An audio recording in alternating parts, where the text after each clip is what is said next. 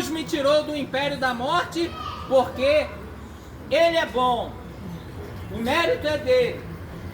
Então, nesta manhã, o que eu quero pensar para mim e para a sua vida, como eu já disse, para o meu e o seu viver, vamos se achegar de coração. Venha se unir com a família de Cristo. Família de Cristo, pregador. Quem é a família de Cristo? Existe algum homem digno? Sim, a igreja. A Bíblia Sagrada tem uma promessa nos evangelhos, nas profecias do Antigo Testamento e na última de todas as profecias, no livro de Apocalipse, sobre a bem-aventurança de estar com Cristo. Aqueles que limpam as suas almas dos seus pecados no sangue do Senhor Jesus, no sangue do Cordeiro. Portanto, eu quero pensar no Senhor Jesus. Vai dar teu nome. Eu quero pensar na pessoa do Senhor Jesus. Tá bom? Pode deixar, tá bom? Então, Deus abençoe, tá? Tá. Everalda, né? Vera Lúcia. Vera Lúcia, pode deixar. Tá bom. Deus abençoe, tá? Para poder lançar a semente da palavra de Deus. Não, nunca será algo que deva ser desmerecido, é a palavra de Deus. Palavra de Deus, a maior de todas as alianças, o aperfeiçoamento do Antigo Testamento, do Antigo Concerto, da Antiga Aliança, é a nova aliança que foi feita, teve a sua base no derramamento de sangue de Jesus, teve a sua base na morte de Cristo. Ele morreu tomando a minha vez na morte, ele morreu, desceu o mundo dos mortos, ele morreu enfrentando as trevas. Pouco antes de Jesus morrer, Senhor Jesus, ele disse: eu estive pregando, ele falando para alguns homens carnais de falsa religião, queriam seguir a religião de Moisés da maneira deles. A religião de Moisés era verdadeira porque era de Deus, mas Israel tinha quebrado, assim, na oportunidade, a aliança com Deus, não honrou os mandamentos que Deus passou por meio do profeta Moisés. Mas deixa eu te falar uma coisa. Eles tentaram matar Jesus e Jesus disse: vós tem por pai o diabo e quereis satisfazer a vontade do vosso pai. Eles queriam praticar o homicídio, sim. Jesus, ele veio, mas agora vocês vêm a mim como se eu fosse um ladrão. Vem com madeira, com pau, para me espancar. Esbofetearam Jesus, fizeram na surdina, assim, para a vida deles, para a própria condenação, fizeram um tribunal injusto, porque é assim o tribunal dos homens. A justiça dos homens não é apenas imperfeita, mas existe muitas injustiças no meio do emaranhado de leis. Tem assim leis boas que honram até os próprios mandamentos, os mandamentos bíblicos. Mas tem leis horríveis, criadas em ideologias, em mentes perversas, mentes carnais, mentes gananciosas, ambição de coração. Mas deixa eu falar, Deus julgará todas essas coisas. Que é isso, pregador? Sim, a começar pelos fariseus, saduceus e os escribas, intérpretes da lei, sacerdotes, aqueles que faziam os rituais dos cultos, não honravam a Deus e não queria deixar ninguém honrar a Deus.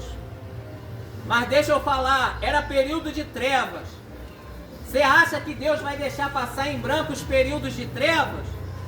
Jesus disse: basta cada dia o seu mal. Todos os dias tem maldades acontecendo, mas existem dias piores. Existem forças das trevas, existem poderes das trevas, existem mentes cauterizadas. E pior do que a cauterização partir de uma falta de noção, não, é um pecado premeditado, é uma injustiça, uma maldade feita com desejo. Então deixa eu te falar alguma coisa. A Bíblia diz sobre o juízo final que há de vir sobre a terra, no seu capítulo 20, versículo 12, se não me falha a memória, ali no livro de Apocalipse, o livro das revelações. Deus abre o véu do tempo para os homens e mostra o seu futuro. Parte de algumas coisas ali se cumpriu E o Apocalipse vai iniciar na grande tribulação depois de um princípio de dores. Depois de um princípio de muitas dores e aflições, haverá uma angústia maior. Mas, no final de tudo, da maneira que tu vive a sua vida, da maneira que tu vai enfrentar a sua morte, porque todos nós iremos enfrentar a morte até a igreja de Cristo deste século, se Jesus não voltar hoje, se Jesus não voltar daqui a 70 anos, parece que ele vai voltar hoje, porque os sinais das profecias estão se cumprindo. Mas de todas as revelações da Bíblia, de todas as alianças que Deus fez para o homem, da forma que Deus colocou misericórdia no caminho humano, da forma que Deus preparou os corações de homens, aonde Deus pela sua palavra orientou homens, por meio de alianças, de relacionamento. Agora Deus que dá chance, Ele tem um plano reservado de castigo para quem virar as costas para Ele. Deixa eu te falar uma coisa, amigo. Eu não acredito que exista uma pessoa na terra que não tenha dentro do seu coração o último encontro dele com Deus. Qual é? É com Jesus nas nuvens. Se você praticar o bem, sim, será para a eternidade. Mas a maior revelação no seu capítulo 20 de Apocalipse, no versículo 12, vai nos dizer a respeito do grande trono branco, aonde tudo fugiu, homens e mulheres, os céus e a terra, os poderes do universo serão abalados, sumirão diante de Deus. Então o que eu boto para você neste momento, que o juízo final vai acontecer. Me amostre, eu quero ver que alguém me amostre de forma diferente. É da mesma maneira que eu penso, está na Bíblia. Eu penso assim porque está lá no livro sagrado. Qual pregador? O mega trono branco. Abriu-se a revelação de Jesus Cristo para João. Todos que estão vivos, todos que têm consciência, por mais que esteja cauterizada, todos que têm desejos, vontades, todos que estão sobre a terra irão enfrentar o Deus do amor ou o Deus do juízo. O grande trono branco, o juízo final, a morte dos ímpios, a morte dos pecadores, a morte espiritual. Depois de morrerem na carne, morrerem no corpo, agora haverá um dia de juízo reservado para uma morte eterna.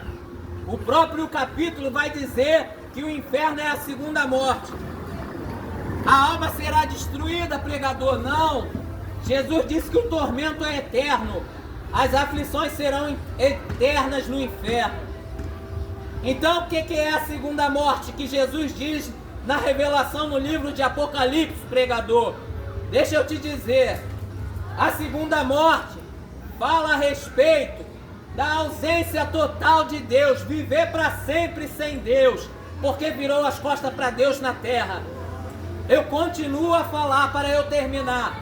Não existe ninguém nesta terra que não tenha dentro do seu coração a espera daquele dia de juízo, porque todos nascem passíveis de pecado, todos nascem para desenvolver pecado, todos nascem e desenvolvem as maldades.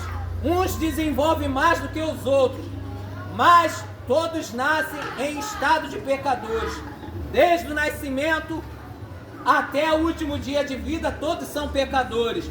O bebê é condenado, pregador? Não, porque ele não tem consciência de pecado.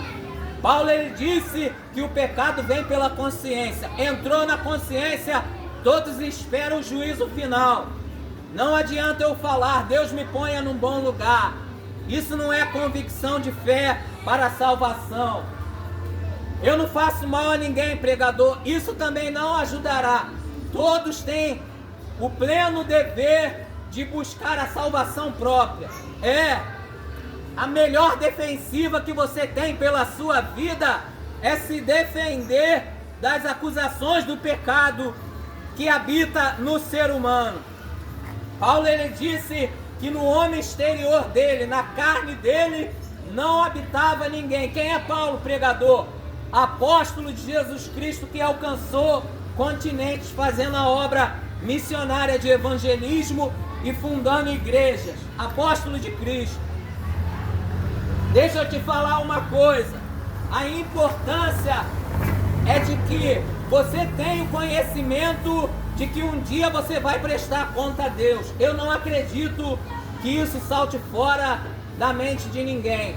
Você pode não ter a consciência, mas provavelmente também tenha, de tudo que Deus vai te julgar. Você pode não ter a plena consciência, mas você tem a ideia de que você é pecador e que as coisas estão erradas de certa forma na sua vida. De alguma maneira, todos nós temos a consciência que nascemos e vamos prestar conta das nossas atitudes. Tudo que fizemos por meio do corpo, como disse o apóstolo Paulo. O juízo final vai acontecer. Que isso, pregador? Sim, o resultado final da condenação diante de um tribunal santo é lago de fogo, junto com Satanás e seus anjos. A pregação tá dura, pregador. Amigo é aquele que alerta a respeito dessas coisas terríveis. Entendeu? Amigo é quem avisa, quem alerta a respeito do mal, dessa era de trevas. O que vem antes disso, pregador? A salvação, a oportunidade de buscar o Evangelho, a oportunidade de viver com Cristo. Viva com Deus. Empenhe-se em força, coloque o seu coração para pensar naquilo que vem do céu. Busque ao Pai das luzes, Deus. E eu digo luz mesmo. Eu não vou dizer que influências religiosas são luz, não. Eu não vou dizer cada um fique na sua luz, não. A luz só por Jesus Cristo e pelo resplandecer do Evangelho, da verdade, da união de Deus com os homens novamente no sangue de Jesus. Ele é o nosso